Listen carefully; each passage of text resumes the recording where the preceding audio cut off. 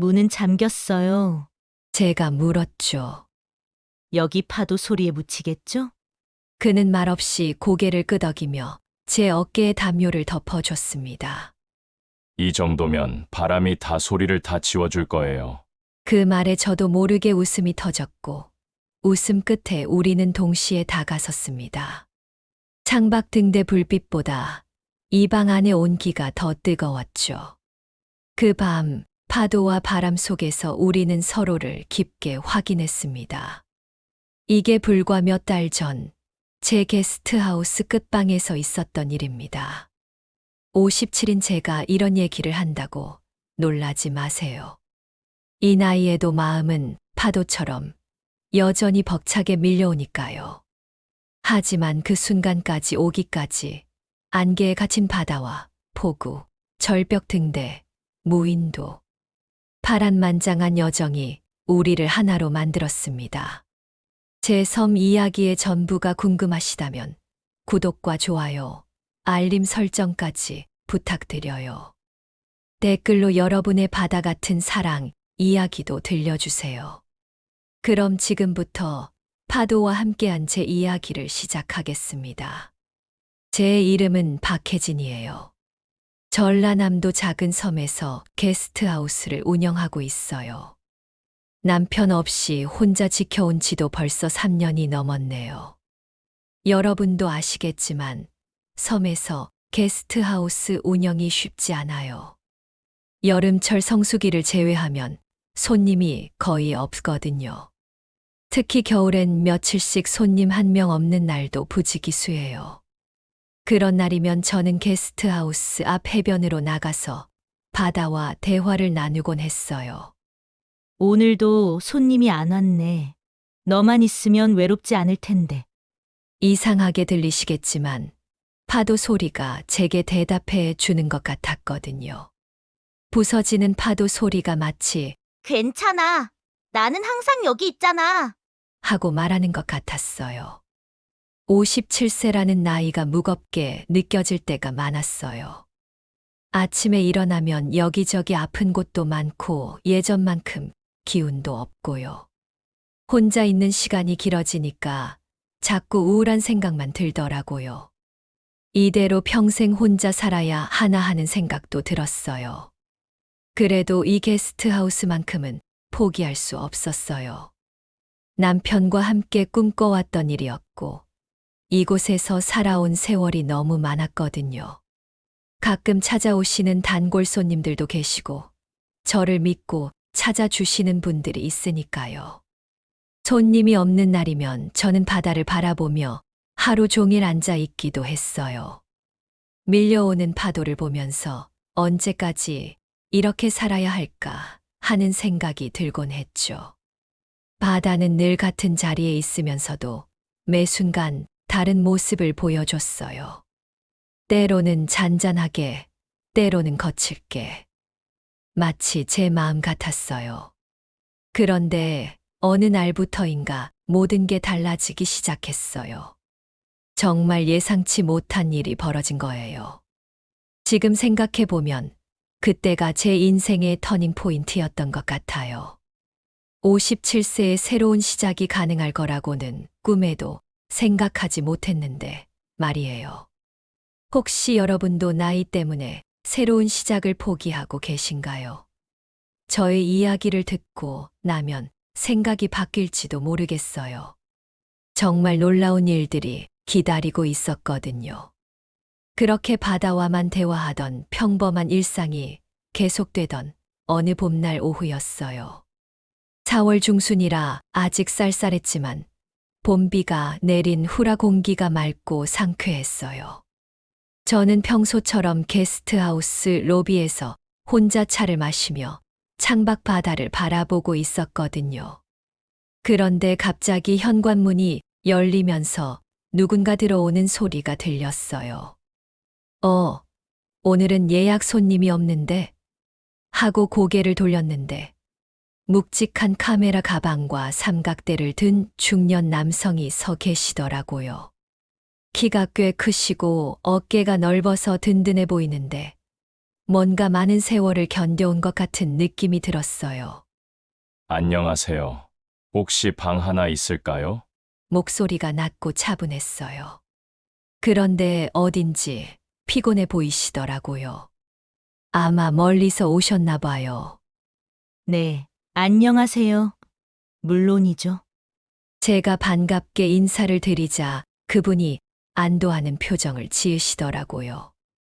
알고 보니 그분은 여행 작가이신 윤태섭 씨였어요. 나이는 59세라고 하시더군요. 저보다 2살 많으신 분이었어요. 전국 곳곳을 다니며 여행 기사를 쓰고 계신다고 하셨는데 하필 오늘 마지막 배편을 놓치셨다는 거예요. 사실 오후 4시 배를 타려고 했는데 사진 찍는데 너무 몰입해서 시간 가는 줄 몰랐어요. 태섭 씨가 미안한 듯 웃으시면서 말씀하셨어요. 손에 든 카메라 장비들이 정말 무거워 보였는데 그걸 들고 섬 곳곳을 다니셨다니 대단하다는 생각이 들었어요. 방을 안내해 드리면서 자연스럽게 대화를 나누게 되었어요. 이 섬이 정말 아름답네요. 특히 해질녘 바다 색깔이 환상적이더라고요. 태섭 씨가 진심으로 감탄하시는 모습이 보기 좋았어요. 오랜만에 섬의 아름다움을 알아봐 주시는 분을 만난 것 같았거든요. 여기서 게스트하우스를 운영하신 지 오래되셨나요? 3년 정도 됐어요. 사실 남편과 함께 시작했는데 제가 말끝을 흐리자 태섭 씨가 조심스럽게 고개를 끄덕이셨어요. 말하지 않아도 상황을 이해하신 것 같았어요. 태섭 씨는 정말 예의 바른 분이셨어요. 짐을 정리하신 후에는 로비에 내려오셔서 섬에 대한 이야기를 들려달라고 하시더라고요. 저도 오랜만에 누군가와 긴 대화를 나누게 되어서 기분이 좋았어요.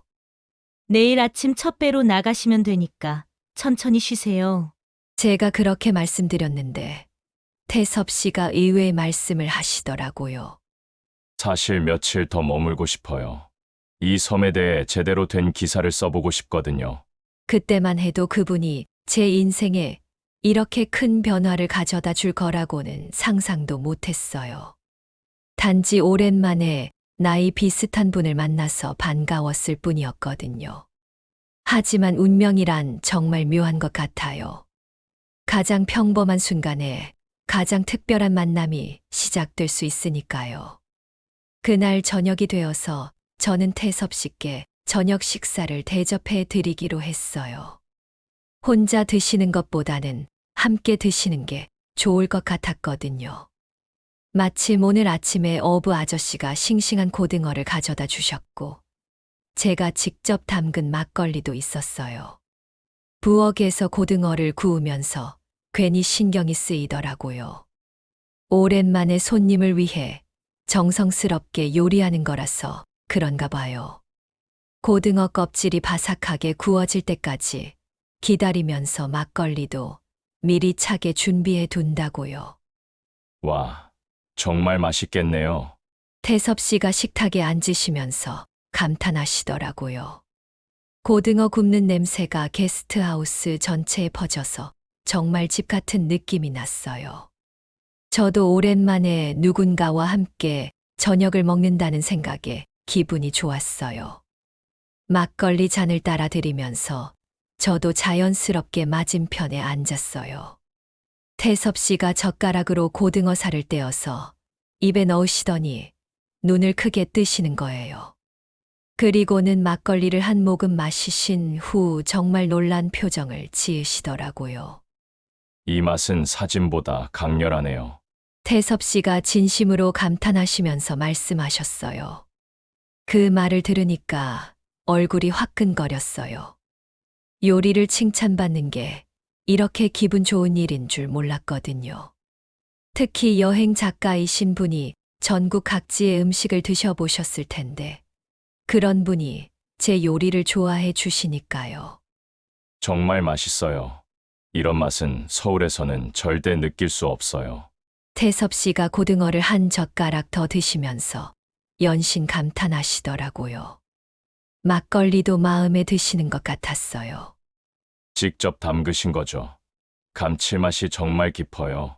저도 덩달아 기분이 좋아져서 평소보다 많이 이야기를 나누게 되었어요.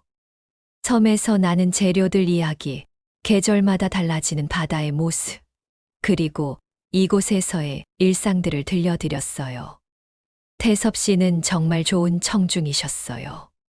제 이야기에 진심으로 관심을 가져주시고 적절한 때에 질문도 해 주시더라고요. 이 섬 사람들은 정말 행복하겠어요. 이런 자연 속에서 이렇게 맛있는 음식을 드시면서 살 수 있으니까요. 태섭 씨의 말씀에 저는 잠깐 생각에 잠겼어요. 정말 그럴까요? 저는 행복했을까요? 남편과 함께 있을 때는 분명 행복했는데, 혼자가 된 후로는 그런 생각을 해본 적이 없었거든요. 식사를 마친 후에도 저희는 계속 대화를 나눴어요. 태섭 씨가 여행하면서 만난 사람들 이야기, 각 지역의 특색 있는 음식들, 그리고 글을 쓰는 일에 대한 이야기까지. 정말 오랜만에 이렇게 깊이 있는 대화를 나누는 것 같았어요. 밤이 깊어가면서 태섭 씨가 말씀하시더라고요. 내일 새벽에 일찍 일어나서 섬 곳곳을 돌아보려고 해요. 일출 사진도 찍고 싶고요. 그러면서 잠깐 망설이시더니 조심스럽게 물어보셨어요. 그날 밤 잠자리에 들면서도 계속 태섭 씨와 나눈 대화가 생각났어요. 오랜만에 누군가와 이렇게 자연스럽게 이야기를 나누니까 마음이 따뜻해지더라고요. 그리고 제 요리를 그렇게 맛있게 드셔주시는 모습을 보니까 뿌듯하기도 했고요. 혼자 사는 게 익숙해졌다고 생각했는데 오늘 저녁을 통해서 누군가와 함께하는 시간이 얼마나 소중한지 새삼 깨달았어요. 내일 태섭 씨가 어떤 제안을 하실지 궁금하기도 했고 한편으로는 벌써부터 아쉬운 마음이 들기도 했어요. 다음 날 새벽 5시쯤이었어요. 저는 평소처럼 일찍 일어나서 게스트하우스 정리를 시작했는데, 어라, 태섭 씨가 벌써 일어나서 카메라 장비를 정리하고 계시더라고요. 생각보다 정말 일찍 일어나신 분 같았어요. 안녕하세요. 일찍 일어나셨네요. 제가 인사를 드리자 태섭 씨가 환하게 웃으시면서 대답하셨어요. 네, 일출 사진을 찍으려고요. 어제 저녁에 말씀드린 대로 섬 구석구석을 돌아보고 싶어서요. 목소리에 설렘이 가득했어요. 그런데 태섭 씨가 잠깐 망설이시더니 조심스럽게 말씀하시는 거예요. 혹시 시간 되시면 함께 가실래요? 섬 곳곳에 숨겨진 명소를 아시는 분이 함께 해주시면 정말 좋을 것 같아서요. 갑작스러운 제안이라 당황스러웠지만 오랜만에 누군가와 함께 섬을 돌아본다는 생각에 마음이 설레더라고요. 어선을 빌려서 바다에서 섬 전체를 바라보는 사진도 찍고 싶어요. 태섭 씨가 그렇게 말씀하시니까 저도 좋은 생각이라고 여겨졌어요. 마침 게스트하우스와 친한 어부 아저씨가 계셨거든요. 전화를 드려보니 다행히 오늘 쉬는 날이라서 배를 빌려주실 수 있다고 하시더라고요. 정말 괜찮으실까요? 배 멀미는 안 하시죠? 태섭 씨가 걱정스럽게 물어보셨어요. 저는 섬에서 태어나고 자란 사람이라 배는 육지 사람들보다 훨씬 익숙했어요. 오히려 태섭 씨가 멀미하실까봐 걱정되더라고요. 30분 후에 저희는 작은 어선에 올라탔어요. 어부 아저씨가 배를 몰아주시기로 했고 태섭 씨는 온갖 카메라 장비를 꼼꼼히 챙기셨어요. 저는 간단한 간식과 물을 준비해서 가져갔고요. 이렇게 누군가와 함께 바다로 나가는 게 정말 오랜만이었어요. 배가 항구를 떠나면서 태섭 씨가 연신 감탄하시더라고요. 육지에서 바라본 것과는 완전히 다른 섬의 모습이 펼쳐졌거든요. 절벽 위에 자리한 등대, 작은 포구들, 그리고 해안선을 따라 이어진 기암 괴석들이 정말 장관이었어요. 와, 이런 각도에서 보니까 완전히 다른 섬 같네요. 태섭 씨가 카메라 셔터를 연신 누르시면서 말씀하셨어요. 저도 덩달아 기분이 좋아졌어요. 매일 보던 섬이지만 누군가와 함께 보니까 새롭게 느껴지더라고요. 저기 보이는 작은만이 정말 예뻐요. 거기서 사진 찍으면 좋을 것 같은데요. 제가 손가락으로 가리키면서 말하자 태섭 씨가 고개를 끄덕이셨어요. 정말 좋은 아이디어네요. 그쪽으로 가볼까요? 어부 아저씨도 저희 이야기를 들으시더니 웃으시면서 말씀하셨어요. 오늘 날씨도 좋고 바다도 잔잔하니까 어디든 갈 수 있어요. 마음껏 구경하세요. 정말 완벽한 하루가 될 것 같았어요. 태섭 씨는 정말 전문가답게 다양한 각도에서 사진을 찍으셨어요. 때로는 바다 가까이 몸을 기울여서, 때로는 높이 들어 올려서. 그런 모습을 보니까 정말 일에 대한 열정이 대단하신 분이라는 생각이 들었어요. 혜진 씨도 같이 들어가서 사진 찍을까요?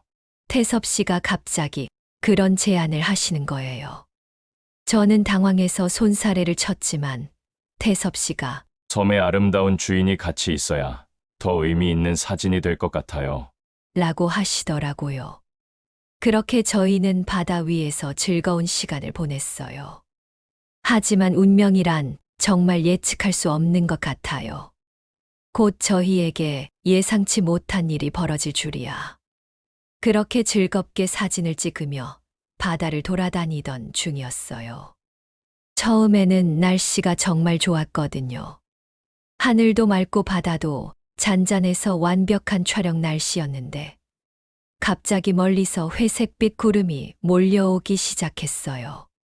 어부 아저씨가 하늘을 올려다보시더니 표정이 조금 굳어지시더라고요. 이상하네. 일기예보에서는 맑다고 했는데 어부 아저씨가 중얼거리시는 순간 정말 믿을 수 없을 정도로 빠른 속도로 짙은 안개가 저희 쪽으로 다가오기 시작했어요. 처음에는 저 멀리 보이던 안개가 순식간에 저희를 감쌌어요. 앞이 거의 보이지 않을 정도로 짙었거든요. 이런 갑자기 안개가 이렇게 짙어지다니. 어부 아저씨가 당황하시면서 배의 속도를 줄이셨어요. 태섭 씨도 카메라를 내려놓으시고 걱정스러운 표정을 지으시더라고요. 저도 처음 겪어보는 상황이라 가슴이 두근두근했어요.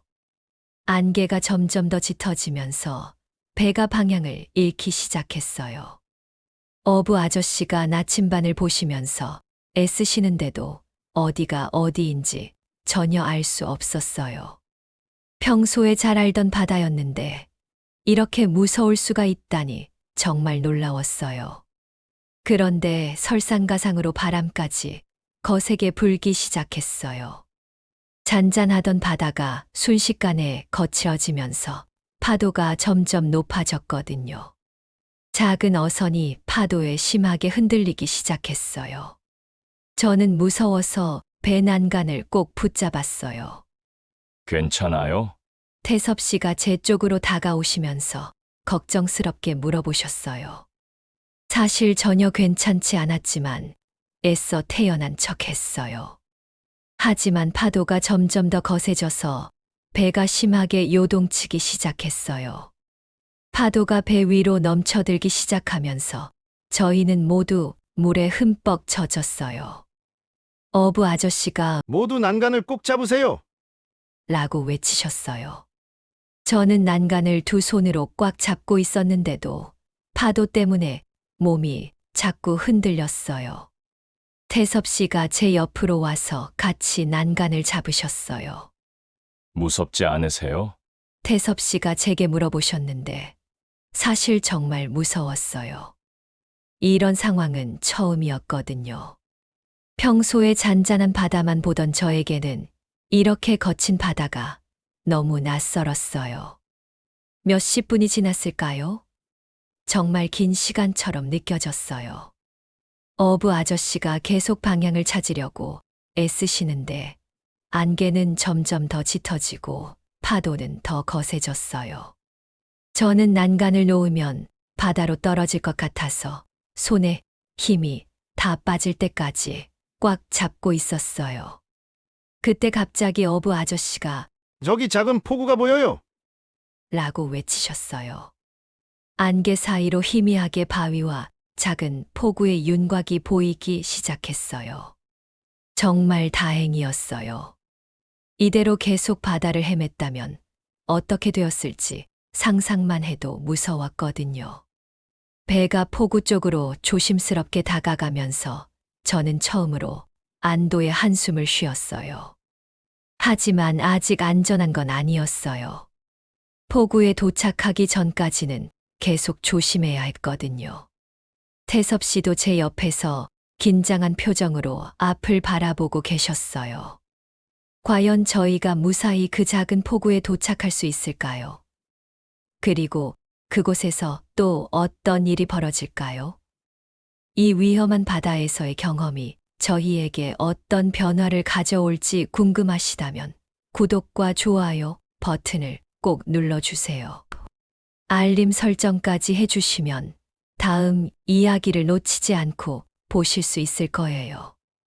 댓글로는 여러분의 응원이나 비슷한 경험담도 들려주세요. 정말 아슬아슬했어요. 어부 아저씨의 노련한 솜씨 덕분에 저희는 가까스로 작은 폭우에 도착할 수 있었어요. 폭우 입구에는 뾰족한 암초들이 많아서 정말 위험했는데 아저씨가 조심스럽게 배를 조종해서 안전하게 들어갈 수 있었거든요. 배가 폭우에 닿는 순간 저는 정말 안도의 한숨을 쉬었어요. 하지만 안전한 것도 잠깐이었어요. 배에서 내리자마자 하늘에서 굵은 빗방울이 떨어지기 시작했어요. 처음에는 몇 방울 정도였는데 순식간에 폭우로 바뀌어 버렸어요. 정말 믿을 수 없을 정도로 갑작스러웠거든요. 어머, 이제 비까지 오네요. 저도 모르게 소리를 질렀어요. 어부 아저씨는 급하게 배를 단단히 묶으시고 저희에게 피할 곳을 찾으라고 하셨어요. 이 작은 폭우에는 사람이 살지 않아서 마땅히 피할 곳이 없었거든요. 태섭 씨가 주위를 둘러보시더니 폭우 한쪽에 있는 낡은 건물을 가리키셨어요. 저기 창고 같은 게 있네요. 정말 다행이었어요. 예전에 어부들이 사용했던 것 같은 작은 창고가 하나 있었거든요. 지금은 아무도 사용하지 않는 것 같았지만 비를 피하기에는 충분했어요. 저희는 폭우를 맞으며 급하게 그 창고로 뛰어갔어요.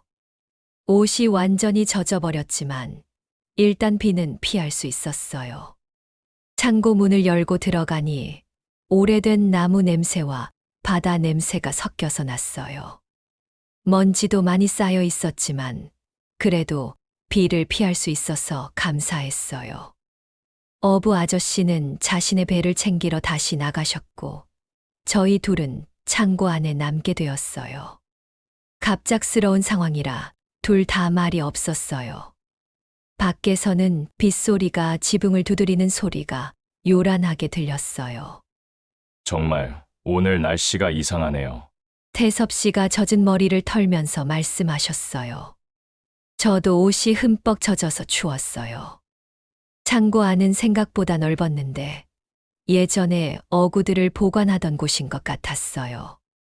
벽 한쪽에는 낡은 어망들이 걸려 있었고 구석에는 녹슨 도구들이 놓여 있었어요. 빗소리가 점점 더 거세졌어요. 이런 폭우는 언제 그칠지 알 수 없었거든요. 저희는 어쩔 수 없이 이곳에서 비가 그치기를 기다려야 했어요. 태섭 씨가 카메라 가방을 챙기느라 애쓰시는 모습이 보였어요.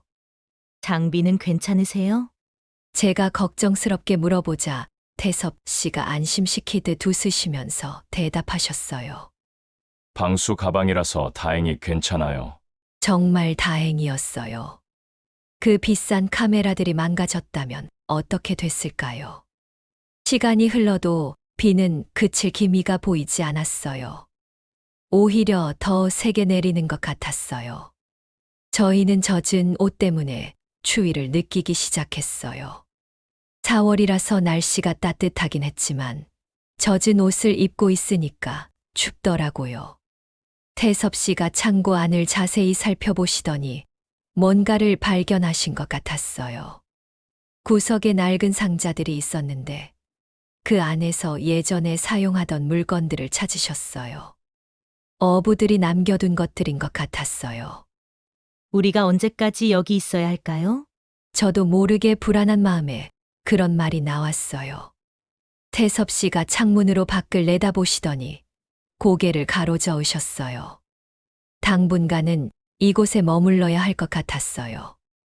그런데 이상하게도 무섭거나 불안하기보다는 뭔가 특별한 기분이 들었어요. 평생 경험해보지 못한 상황이었지만 태섭 씨와 함께 있어서 그런지 마음이 조금씩 진정되었어요. 밖에서는 여전히 폭우가 쏟아지고 있었지만 이 작은 창고 안에서는 묘한 평온함이 느껴졌어요. 젖은 옷 때문에 추위를 느끼고 있던 저희에게 태섭 씨가 좋은 아이디어를 내셨어요. 창고 구석에서 낡은 밧줄을 찾아서 즉석 빨래줄을 만드신 거예요. 저희는 젖은 겉옷을 벗어서 걸어두었어요. 다행히 속옷은 그리 젖지 않아서 괜찮았거든요. 그런데 태섭 씨가 창고 안을 더 자세히 살펴보시더니 정말 신기한 걸 발견하셨어요. 낡은 상자 안에서 오래된 등잔을 찾아내신 거예요.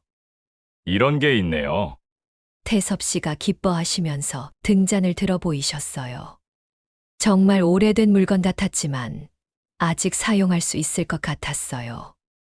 등잔에 기름이 조금 남아 있어서 다행히 불을 켤 수 있었어요. 태섭 씨가 조심스럽게 불을 붙이시니까 창고 안이 따뜻한 주황빛으로 물들었어요. 전기불과는 완전히 다른 분위기였어요.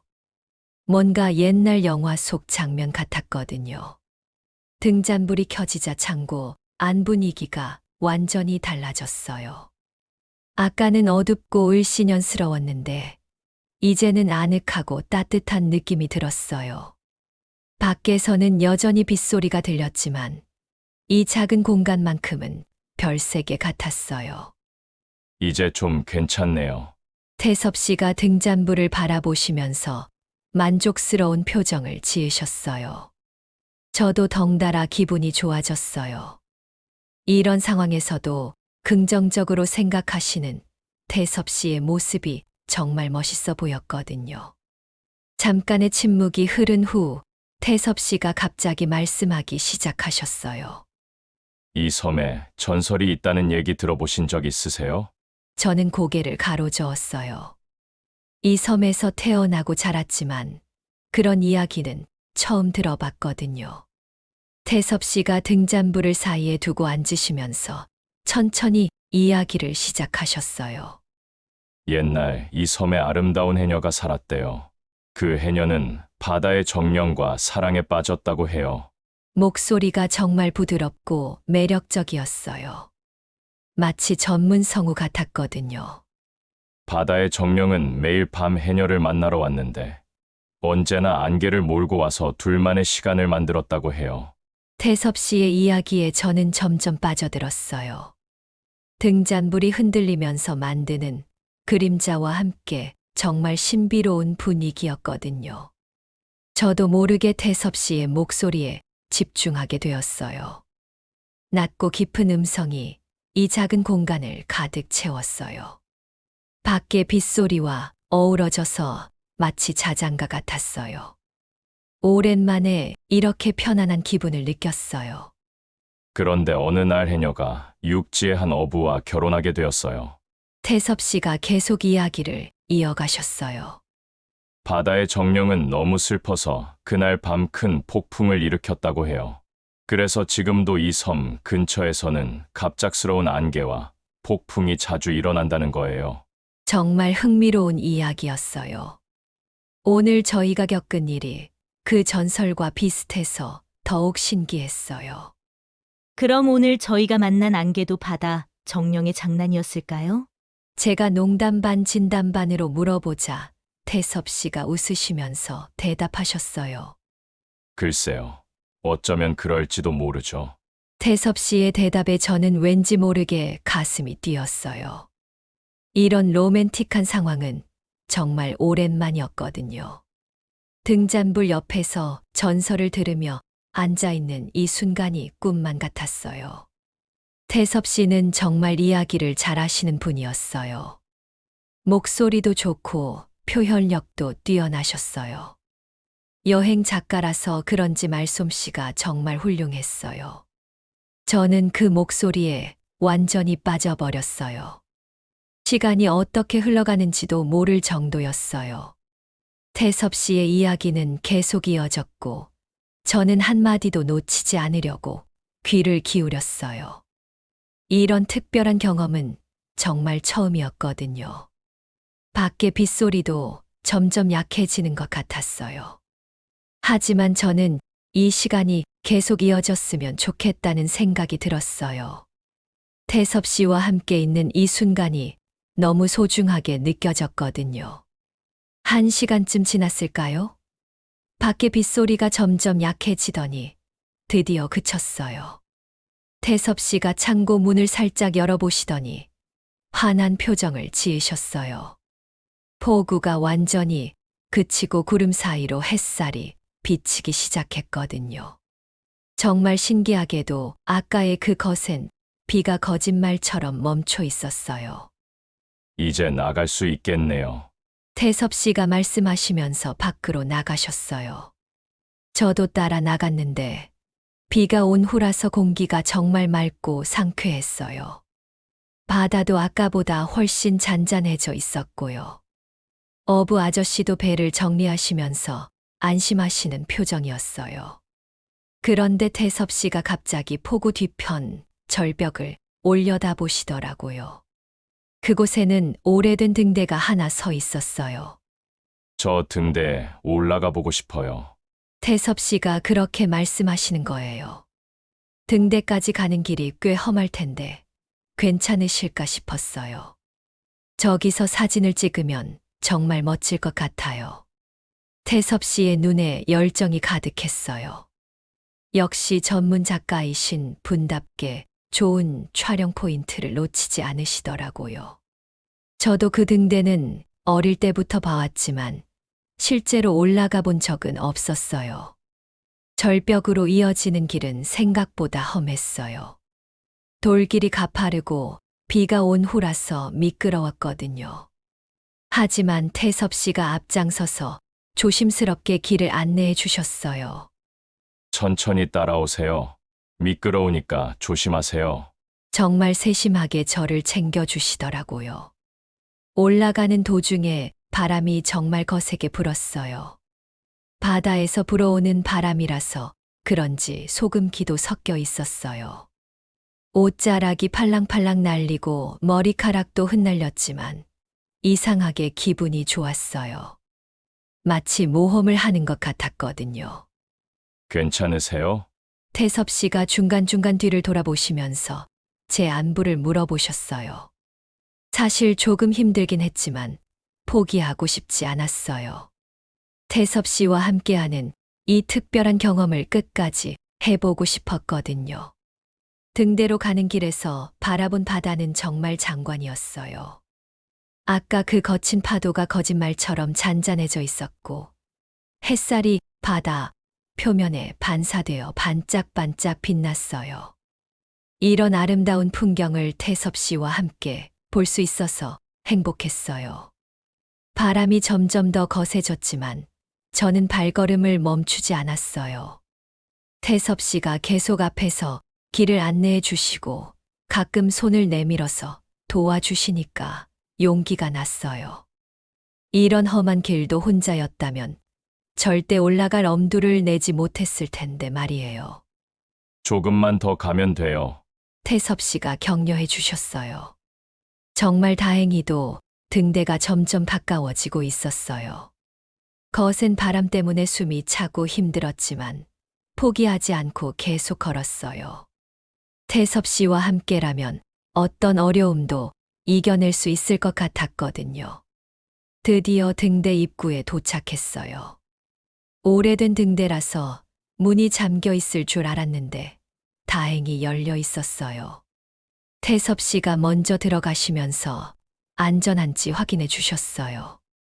등대 안은 나선형 계단으로 되어 있었는데 꽤 높아 보였어요. 꼭대기까지 올라가 볼까요? 태섭 씨가 물어보셨는데 여기까지 온 김에 끝까지 가보고 싶었어요. 계단을 오르는 것도 쉽지 않았지만 태섭 씨가 계속 앞에서 이끌어 주시니까 힘이 났어요. 등대 안에서도 바람 소리가 우웅거렸어요. 밖에 바람이 얼마나 거센지 알 수 있었어요. 하지만 저희는 서로를 격려하며 계속 위로 올라갔어요. 이런 모험 같은 경험은 정말 처음이었거든요.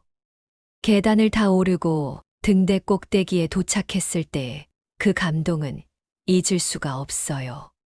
정말 힘든 여정이었지만 태섭 씨와 함께해서 가능했던 것 같아요. 과연 그곳에서 어떤 풍경이 기다리고 있을까요? 드디어 등대 꼭대기에 도착했어요. 숨이 차서 한참을 헐떡였는데 그곳에서 바라본 풍경은 정말 말로 표현할 수 없을 정도로 아름다웠어요. 360도로 펼쳐진 바다가 햇살을 받아 은빛으로 반짝반짝 빛나고 있었거든요. 아까 그 거친 폭풍이 거짓말처럼 사라지고 평온한 바다가 저희를 맞이해 주었어요.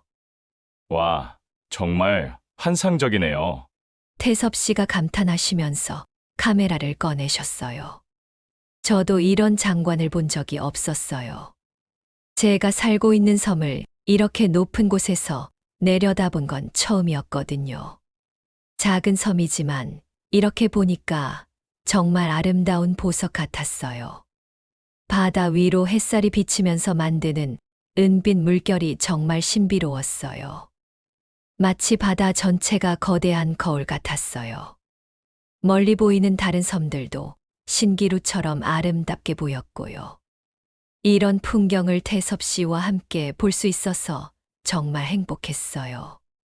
그런데 등대 꼭대기는 바람이 정말 거셌어요. 아래에서보다 훨씬 더 강한 바람이 계속 불어서 몸이 자꾸 흔들렸어요. 저는 무서워서 등대 난간을 꽉 잡고 있었는데 갑자기 바람이 더 세게 불면서 몸이 크게 휘청거렸어요. 그 순간이었어요. 태섭 씨가 재빨리 제 어깨를 감싸 안으셨어요. 조심하세요. 정말 자연스럽고 따뜻한 손길이었어요. 그 순간 저는 가슴이 두근두근 뛰기 시작했어요. 오랜만에 누군가의 따뜻한 보호를 받는 기분이었거든요. 태섭 씨의 손이 제 어깨에 있는 동안 저는 안정감을 느꼈어요. 아까까지 무서웠던 바람도 더 이상 무섭지 않았어요. 이런 든든한 분이 곁에 있으니까 무슨 일이 있어도 괜찮을 것 같았거든요. 정말 오랜만에 느끼는 감정이었어요. 괜찮으세요? 태섭 씨가 걱정스러운 목소리로 물어보셨어요. 제가 고개를 끄덕이자 그제서야 손을 떼셨어요. 하지만 그 짧은 순간이 제게는 정말 특별했어요. 마음 한구석이 따뜻해지는 느낌이었거든요. 그 후로 저희는 등대 꼭대기에서 한참 동안 바다를 바라봤어요. 태섭 씨는 연신 사진을 찍으셨고, 저는 그런 태섭 씨의 모습을 지켜봤어요. 일에 대한 열정이 정말 대단하신 분이라는 생각이 들었어요. 이런 사진은 서울에서는 절대 찍을 수 없어요. 태섭 씨가 만족스러운 표정으로 말씀하셨어요. 제가 평생 봐왔던 풍경이지만 태섭 씨의 눈을 통해 보니까 정말 새롭게 느껴졌어요. 제가 살고 있는 이곳이 이렇게 아름다운 곳이었다니요. 바람이 조금 잦아든 틈에 저희는 등대에서 내려왔어요. 내려오는 길도 조심스러웠지만 태섭 씨가 계속 앞에서 안내해 주셔서 무사히 내려올 수 있었어요.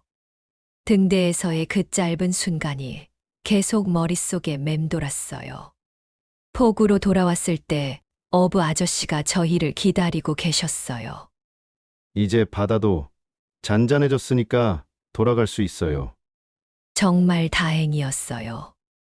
하지만 한편으로는 이 특별한 시간이 끝나는 게 아쉽기도 했어요.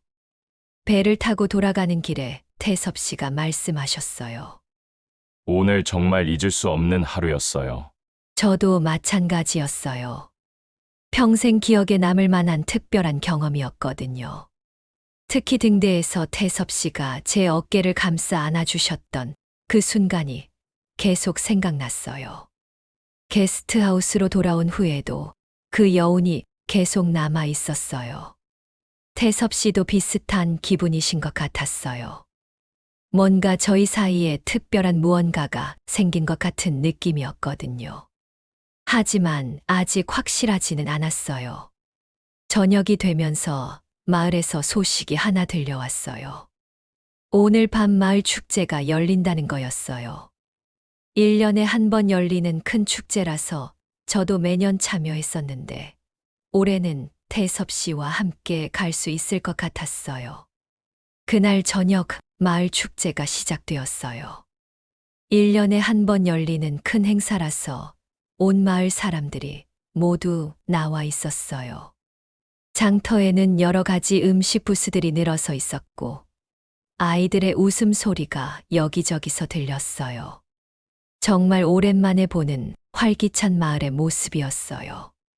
와, 정말 시골 축제 분위기가 물씬 나네요. 태섭 씨가 신기해하시면서 주위를 둘러보셨어요. 서울에서는 절대 볼 수 없는 정겨운 풍경이었거든요. 저도 태섭 씨와 함께 축제를 즐길 수 있어서 기분이 좋았어요. 마을 사람들이 저희를 보고는 반갑게 인사해 주셨어요. 혜진아, 오늘 손님과 함께 왔구나. 할머니들이 환하게 웃으시면서 말씀하시더라고요. 태섭 씨도 정중하게 인사를 나누시면서 마을 분들과 자연스럽게 어울리셨어요. 축제의 하이라이트는 바로 불꽃놀이였어요. 매년 바다 위에서 펼쳐지는 불꽃놀이가 정말 볼거리였거든요. 저희는 해변가 좋은 자리를 미리 잡고 앉아서 기다렸어요. 주변에는 다른 마을 사람들도 가족 단위로 자리를 잡고 있었어요. 밤이 깊어지면서 드디어 불꽃놀이가 시작되었어요. 첫 번째 불꽃이 하늘 높이 올라가서 펑 하고 터지는 순간 마을 사람들에게서 감탄사가 터져 나왔어요. 정말 아름다운 광경이었어요. 바다 위로 반사되는 불꽃의 모습은 2배로 아름다웠고요. 저와 태섭 씨는 나란히 서서 불꽃놀이를 바라봤어요. 색색깔의 불꽃이 밤하늘을 수놓을 때마다 마음이 설레었어요. 특히 태섭 씨와 함께 보는 첫 번째 불꽃놀이라서 더욱 특별하게 느껴졌어요. 이런 낭만적인 순간을 함께 할 수 있어서 정말 행복했어요. 정말 환상적이네요. 태섭 씨가 불꽃을 바라보시면서 감탄하셨어요. 저도 매년 보는 불꽃놀이였지만 태섭 씨와 함께 보니까 완전히 새로운 느낌이었어요. 마치 처음 보는 것처럼 신기하고 아름다웠거든요. 불꽃놀이가 절정에 달했을 때 하늘 전체가 화려한 색깔로 물들었어요. 빨간색, 파란색, 노란색, 초록색. 정말 무지개 같은 불꽃들이 연달아 터졌어요. 그 순간 저는 태섭 씨를 힐끗 바라봤는데 그분도 저를 보고 계시더라고요. 잠깐 눈이 마주쳤을 때 저는 얼굴이 화끈거렸어요. 하지만 태섭 씨가 따뜻하게 미소를 지어주셔서 마음이 편안해졌어요. 그 순간 하늘에서는 더욱 큰 불꽃이 터져서 저희를 둘러쌌어요. 사람들 속에 섞여 있었지만 마치 저희 둘만 있는 것 같은 기분이었어요. 주변의 소음도 들리지 않고 오직 하늘의 불꽃과 태섭 씨만 보였어요. 정말 마법 같은 순간이었어요. 불꽃놀이가 끝나갈 무렵 마지막 대형 불꽃이 터졌어요. 정말 장관이었어요. 하늘 전체가 금색으로 물들면서 마을 전체를 밝게 비춰주었어요. 그 아름다운 광경을 보면서 저는 오늘 하루가 정말 꿈 같았다는 생각이 들었어요. 축제가 끝나고 집으로 돌아가는 길에 태섭 씨가 말씀하셨어요. 정말 잊을 수 없는 밤이었어요. 저도 마찬가지였어요. 평생 기억에 남을 만한 특별한 하루였거든요. 혹시 여러분도 이런 로맨틱한 순간을 경험해 보신 적 있으신가요? 57세에도 이렇게 설레는 감정을 느낄 수 있다는 게 정말 신기했어요. 저희의 특별한 이야기가 더 궁금하시다면 구독과 좋아요 버튼을 눌러주세요. 댓글로 여러분의 황혼연애 경험담도 들려주시면 감사하겠어요. 그날 밤 잠자리에 들면서도 계속 불꽃놀이 장면이 떠올랐어요. 특히 태섭 씨와 나란히 서서 불꽃을 바라보던 그 순간이 가장 아름다웠어요. 과연 내일은 또 어떤 일이 벌어질까요? 불꽃놀이가 절정에 달했을 때였어요. 하늘 전체가 화려한 색깔로 물들면서 정말 장관을 이뤘어요. 저는 그 아름다운 광경에 완전히 빠져서 넋을 잃고 바라보고 있었어요. 태섭 씨도 마찬가지인 것 같았는데 갑자기 제 쪽으로 몸을 기울이시더라고요. 가장 큰 불꽃이 터지는 순간이었어요. 금색과 은색이 섞인 거대한 불꽃이 하늘을 가득 메우면서 바다까지 환하게 비춰주었어요. 그때 태섭 씨가 제 귀에 대고 조용히 속삭이셨어요. 이 장면은 제 원고 첫 페이지가 될 겁니다. 그 말을 들은 순간 제 가슴이 두근두근 뛰기 시작했어요. 태섭 씨의 목소리가 정말 부드럽고 따뜻했어요. 불꽃 소리와 사람들의 함성 소리에 묻힐 수도 있었는데 제게만 들리도록 조심스럽게 속삭여 주신 거예요. 그 순간 저는 태섭 씨의 글 속 주인공이 된 기분이었어요. 왜 하필 이 장면을 원고의 첫 페이지로 선택하신 걸까요? 저는 궁금해서 태섭 씨를 바라봤어요. 그분의 눈빛에는 뭔가 특별한 감정이 담겨 있는 것 같았어요. 단순히 아름다운 풍경을 보고 감탄하는 것 이상의 무언가가 있었거든요. 불꽃놀이를 보면서도 계속 태섭 씨의 말이 머릿속에 맴돌았어요. 여행 작가이신 분이 수많은 아름다운 장면들을 보셨을 텐데 하필 오늘 이 순간을 선택하신 이유가 뭘까요? 혹시 저와 함께 있는 이 시간이 특별하게 느껴지셔서 그런 건 아닐까요? 다음 불꽃이 터졌을 때 저는 용기를 내서 태섭 씨께 물어봤어요.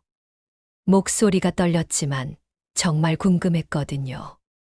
태섭 씨가 잠깐 생각하시더니 미소를 지으시면서 대답하셨어요.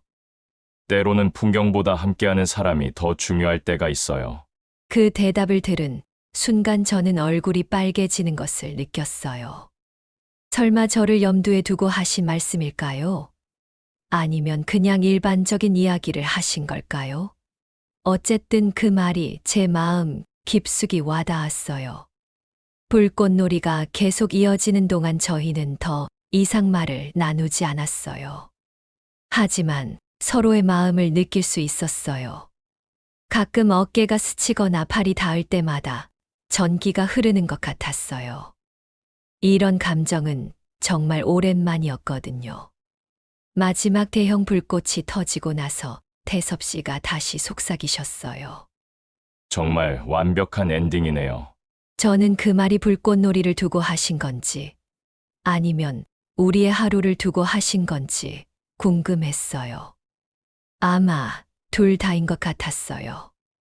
불꽃놀이가 끝나고 사람들이 하나둘 자리를 떠나기 시작했지만 저희는 조금 더 그 자리에 머물러 있었어요. 여운을 즐기고 싶었거든요. 바다 위로 떨어지는 불꽃 조각들을 바라보면서 태섭 씨가 오늘의 경험들을 어떻게 글로 쓰실지 상상해 봤어요. 집으로 돌아가는 길에 태섭 씨가 말씀하셨어요. 밤바람이 시원하게 불어서 걷기 좋은 날씨였어요. 저도 오늘 하루가 정말 특별했다고 생각했어요. 특히 태섭 씨와 함께여서 더욱 의미 있었던 것 같아요. 게스트하우스에 도착해서도 태섭 씨는 계속 오늘의 일들을 정리하시는 것 같았어요. 가끔 무언가를 적기도 하시고 카메라로 찍은 사진들을 확인하기도 하시더라고요. 정말 열정적으로 일하시는 분이라는 생각이 들었어요.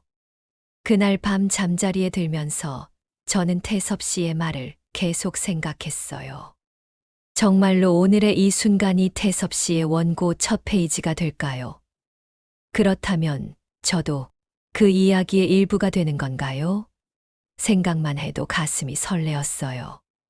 다음 날 아침 일찍 태섭 씨가 새로운 제안을 하셨어요. 어제 불꽃놀이를 보면서 섬 근처에 작은 무인도가 있다는 걸 발견하셨다고 하더라고요. 그곳에서 사진을 찍으면 정말 독특한 작품이 나올 것 같다면서 함께 가자고 하시는 거예요. 저도 그 무인도는 어릴 때부터 봐왔지만 실제로 가본 적은 없어서 호기심이 생겼어요.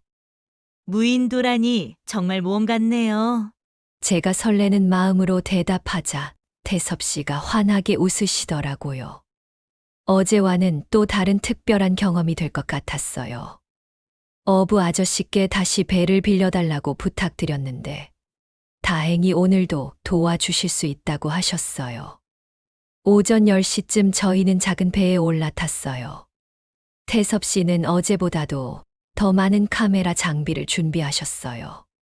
무인도는 저희 섬에서 배로 20분 정도 거리에 있었어요. 날씨도 좋고 바다도 잔잔해서 완벽한 촬영 날씨였거든요. 무인도에 가까워질수록 그곳의 아름다움이 더욱 선명하게 보였어요. 정말 작은 섬이었지만 기암 괴석들이 장관을 잃었고 에메랄드빛 바다가 섬을 둘러싸고 있었어요. 태섭 씨가 연신 감탄하시면서 벌써부터 카메라 셔터를 누르기 시작하셨어요. 배가 무인도 근처에 도착했을 때 어부 아저씨가 말씀하셨어요. 여기는 파도가 있어서 배를 바위에 직접 대기 어려워요. 갯바위로 점프해서 올라가셔야 해요. 생각보다 더 모험적인 상황이었어요. 하지만 여기까지 온 김에 포기할 수는 없었죠. 태섭 씨가 먼저 갯바위로 뛰어 올라가셨어요. 정말 민첩하시더라고요. 그리고는 저에게 손을 내밀어 주시면서 조심스럽게 올라오라고 하셨어요. 저도 용기를 내서 갯바위로 발을 내디뎠는데 생각보다 바위가 미끄러웠어요. 처음에는 괜찮았어요. 태섭 씨의 도움으로 무사히 무인도에 올라갈 수 있었거든요. 섬 위에서 바라본 풍경은 정말 환상적이었어요. 360도 바다에 둘러싸인 작은 섬에서 보는 바다는 또 다른 매력이 있었어요. 태섭 씨는 정말 열정적으로 사진을 찍으셨어요. 다양한 각도에서 무인도의 모습을 담으시더라고요. 저도 그런 태섭 씨의 모습을 보면서 덩달아 기분이 좋아졌어요. 이런 아름다운 곳을 함께 경험할 수 있어서 행복했거든요. 1시간 정도 촬영을 한 후 저희는 다시 배로 돌아가기로 했어요. 태섭 씨가 먼저 갯바위로 내려가셨고 저도 뒤따라 내려가려고 했어요. 그런데 문제는 그때부터 시작되었어요. 올라올 때와 달리 내려갈 때는 더 위험했거든요. 갯바위가 생각보다 가파르고 미끄러웠어요. 바닷물이 튀어서 바위 표면이 젖어 있었고 이끼 같은 것도 끼어 있어서 정말 조심해야 했어요. 저는 천천히 한 발 한 발 내디디면서 내려가려고 했어요. 그런데 바로 그 순간이었어요.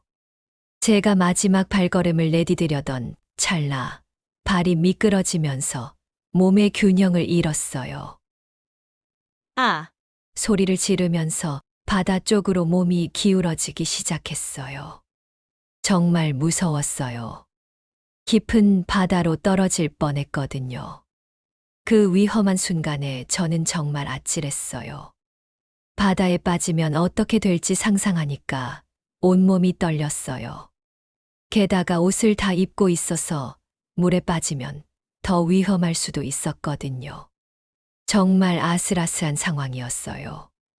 다행히 태섭 씨가 바로 아래에서 저를 지켜보고 계셨어요. 제가 미끄러지는 걸 보시고는 급하게 뭔가 행동을 취하려고 하시는 모습이 보였어요. 과연 저는 무사할 수 있을까요? 바로 그 순간이었어요. 제가 바다로 떨어질 뻔했을 때 태섭 씨가 번개같이 움직이셨어요. 정말 반사적으로 제 손목을 꽉 잡아주신 거예요. 그 순간 저는 태섭 씨의 강한 손아귀를 느꼈어요. 정말 든든하고 따뜻한 손이었거든요. 조심하세요. 태섭 씨가 힘껏 저를 끌어올리시면서 외치셨어요. 저는 그 순간 태섭 씨의 팔에 의지해서 겨우 균형을 잡을 수 있었어요. 정말 아슬아슬했어요. 몇 초만 늦었어도 바다에 빠졌을 거예요. 안전한 곳으로 끌어올려진 후에도 저는 가슴이 두근두근 뛰었어요. 너무 무서웠던 나머지 숨이 가빠지더라고요. 하지만 이상하게도 태섭 씨의 손을 놓고 싶지 않았어요.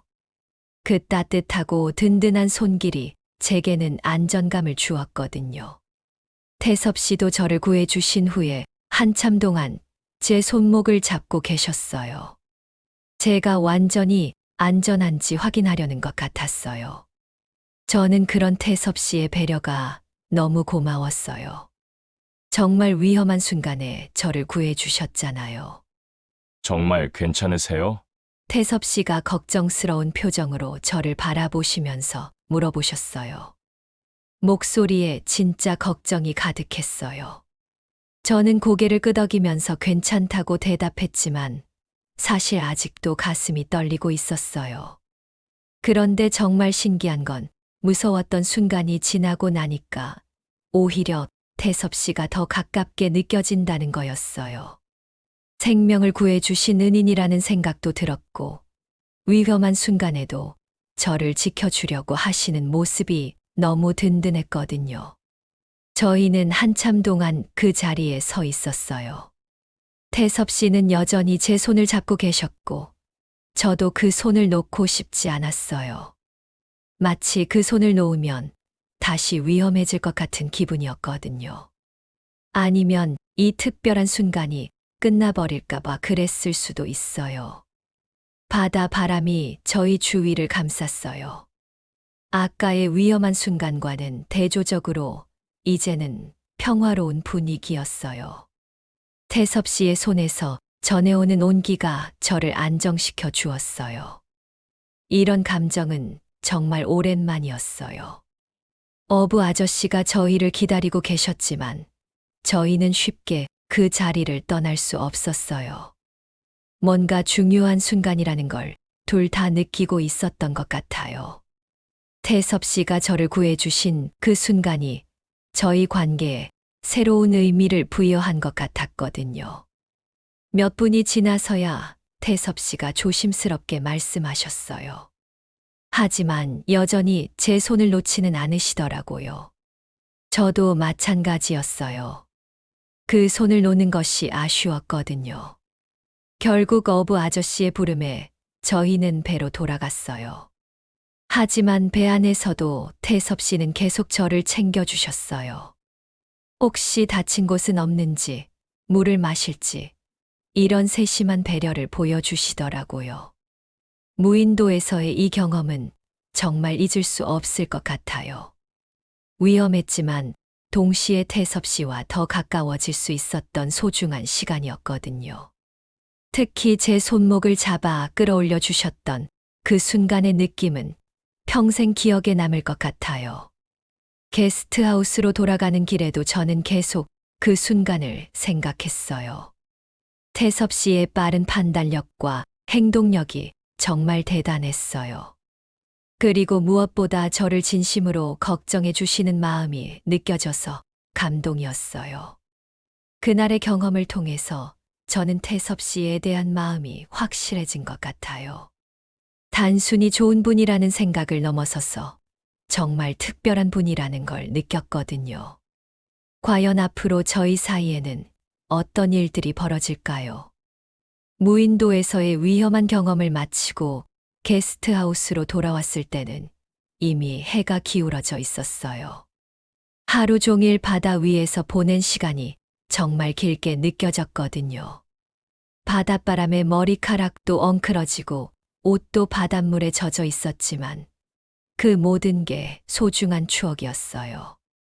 게스트하우스 현관에 도착했을 때 저희는 자연스럽게 멈춰 섰어요. 뭔가 이 하루를 정리하고 싶은 마음이었던 것 같아요. 태섭 씨도 마찬가지인 듯 현관 앞에서 바다를 바라보시더라고요. 석양이 바다 위로 떨어지면서 정말 아름다운 풍경을 만들어 내고 있었어요. 정말 잊을 수 없는 하루였어요. 태섭 씨가 조용히 말씀하셨어요. 저도 똑같은 마음이었어요. 평생 이런 모험을 해본 적이 없었거든요. 특히 생명을 구해주신 그 순간은 영원히 기억에 남을 것 같았어요. 그런데 이상한 일이 벌어졌어요. 저희가 현관 앞에서 서로를 바라보는 순간 자연스럽게 서로에게 다가가게 된 거예요. 마치 자석에 이끌리듯이 말이에요. 그리고는 말없이 서로를 안게 되었어요. 태섭 씨의 품은 정말 따뜻했어요. 하루 종일 바닷바람을 맞았는데도 그분의 체온이 저를 감쌌어요. 저는 그 온기에 완전히 녹아버렸어요. 이런 포옹은 정말 오랜만이었거든요. 남편이 세상을 떠난 후로는 처음이었을 거예요. 저희는 정말 오랫동안 그렇게 안고 있었어요. 시간이 얼마나 지났는지도 모를 정도였어요. 바닷바람이 저희 주위를 맴돌면서 마치 축복해 주는 것 같았어요. 하루 종일 함께 나눈 모든 경험들이 이 순간으로 모아지는 느낌이었어요. 태섭 씨의 심장 소리가 들렸어요. 제 심장도 빠르게 뛰고 있었거든요. 서로의 숨소리, 심장 소리, 그리고 바닷바람 소리만이 들렸어요. 다른 어떤 소음도 들리지 않았어요. 마치 세상에 저희 둘만 있는 것 같았어요. 고마워요. 태섭 씨가 제 귀에 속삭이셨어요.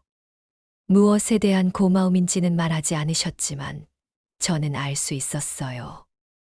오늘 하루를 함께 해준 것, 위험한 순간에도 함께 해준 것, 그리고 이 모든 특별한 경험을 나누어 준 것에 대한 고마움이었을 거예요. 저도 태섭 씨에게 고마웠어요. 혼자서는 절대 경험할 수 없었을 모험들을 함께 해주셨고, 위험한 순간에는 저를 구해주시기까지 하셨으니까요. 무엇보다 오랫동안 느끼지 못했던 이런 따뜻한 감정을 다시 느낄 수 있게 해주셨어요. 포옹이 끝나고 나서도 저희는 손을 놓지 않았어요. 마치 이 연결을 끊고 싶지 않다는 듯이 말이에요. 태섭 씨의 손이 제 손을 부드럽게 감쌌고 저도 그 손을 꼭 잡았어요. 하루 종일 함께한 여정의 마무리 같았어요. 해가 완전히 지고 나서야 저희는 게스트하우스 안으로 들어갔어요. 하지만 그 특별한 순간의 여운은 계속 남아 있었어요. 저는 오랜만에 이렇게 행복한 기분을 느꼈어요. 마치 꿈을 꾸는 것 같았거든요. 태섭 씨도 저와 비슷한 기분이신 것 같았어요.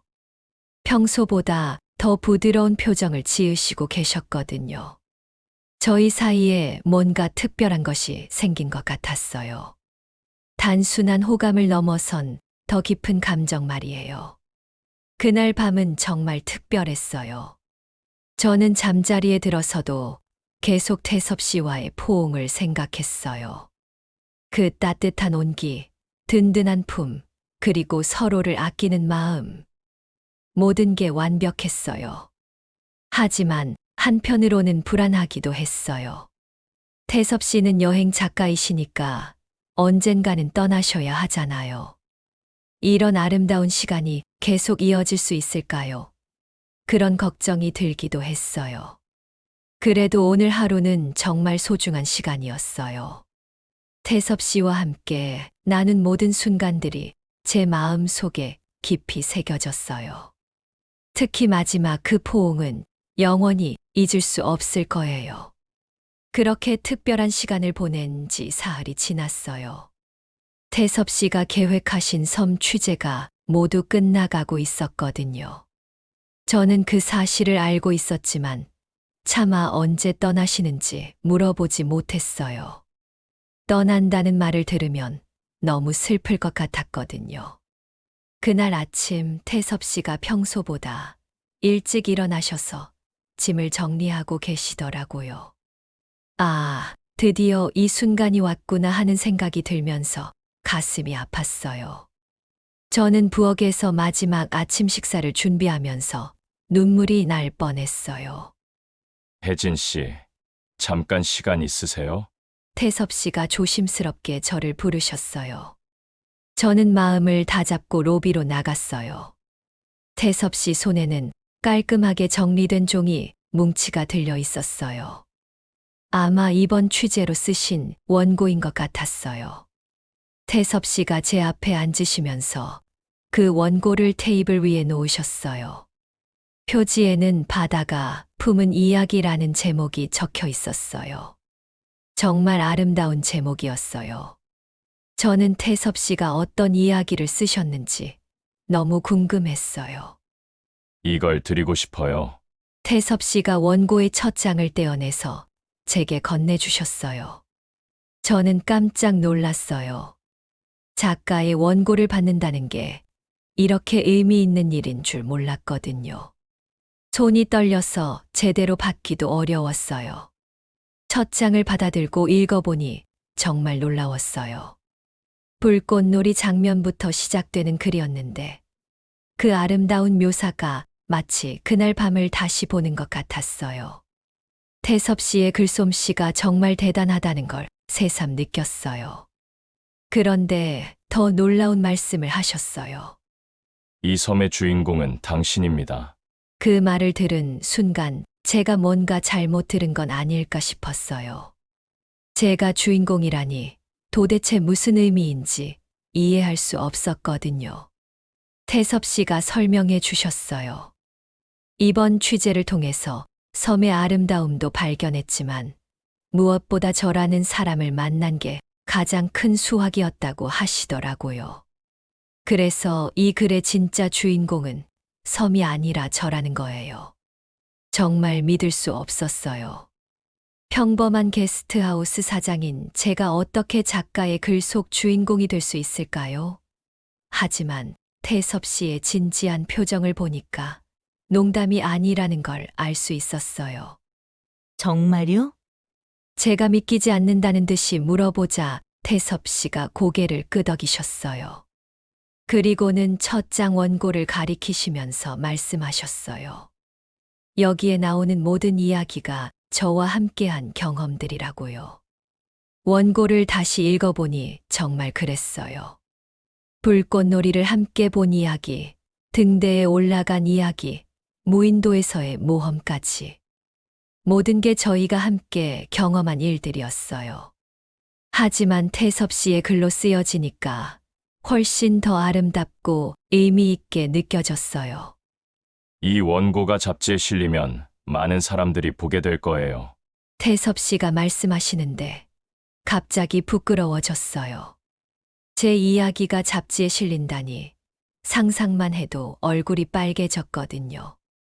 하지만 한편으로는 정말 영광스럽기도 했어요. 태섭 씨 같은 훌륭한 작가가 저를 글의 주인공으로 생각해 주신다니. 이런 일은 평생에 한 번 있을까 말까 한 특별한 경험이었어요. 정말 고마워요. 저는 그것밖에 말할 수 없었어요. 태섭 씨의 마음이 너무 고마웠거든요. 단순히 취재 대상이 아니라 한 사람으로 저를 봐주신 것, 그리고 소중한 추억을 함께 만들어 주신 것까지. 곧 뺄 시간이 되어서 태섭 씨는 떠나셔야 했어요. 한국까지 배웅을 나갔는데 정말 아쉬웠어요.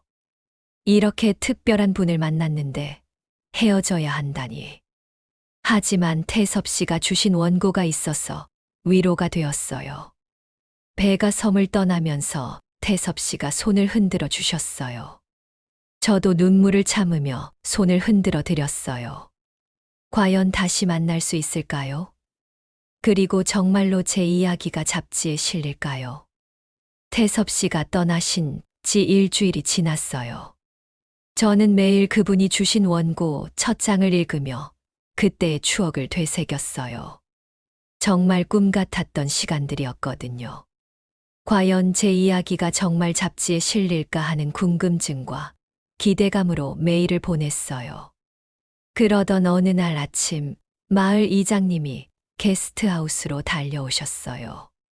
손에는 막 도착한 잡지를 들고 계셨는데 정말 흥분하신 것 같았어요. 혜진아, 이거 봐.